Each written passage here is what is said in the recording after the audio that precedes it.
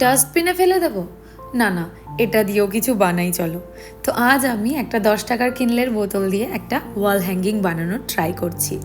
বোতলটাকে এরকম শেপে আমি কেটে নিয়েছি অ্যান্ড এখন বোতলটাকে আমি কালার করছি। কালারের সাথে একটু ফেভিকল মিশিয়ে দিয়েছি অ্যান্ড পুরো বোতলটাকে সুন্দর করে কালার করে নিচ্ছি আউটসাইড দিয়ে, বাইরে দিয়ে। অ্যান্ড তারপরে এটাকে আমি শুকানোর জন্য কিছুক্ষণ রেখে দেবো।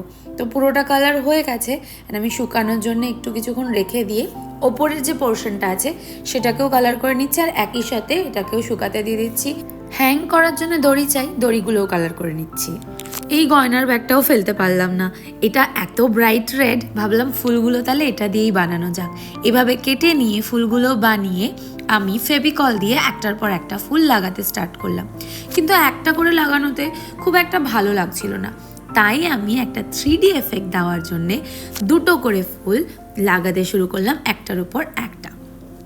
এইভাবে আমি ওপর পোর্শন আর নিচের পোর্শন দুটোকেই 3D ফুল লাগিয়ে ফেললাম। এবার ফুল থাকবে, গাছ পাতা কিছু থাকবে না তাই হয়।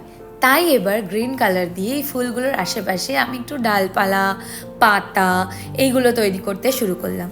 তো আস্তে আস্তে ডালপালা পাতা একদম কোনো আনপ্ল্যান্ড ওয়েতে, মানে যেদিক দিয়ে ইচ্ছা পাতা, যেদিক দিয়ে ইচ্ছা ডাল, এরকমভাবে একটুখানি হাপাজার্টলি আমি ডালপালাগুলো বানিয়ে নিলাম।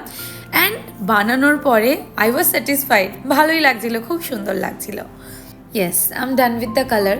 সো বেশ ভালোই লাগছে, কিন্তু জাস্ট মিনিট, কিছু তো একটা খালি খালি লাগছে। একটা করে পুটুলি দিতে হবে মাঝখানে। সো আমার কাছে ছিল এই গ্লিটার আউটলাইনারটা, তো এটা দিয়ে আমি প্রত্যেকটা ফুলের মাঝখানে একটা করে পুটুলি দিয়ে নিলাম, যেগুলো পরে শুকিয়ে গিয়ে অনলি গ্লিটার গ্লিটার টাইপের থাকবে।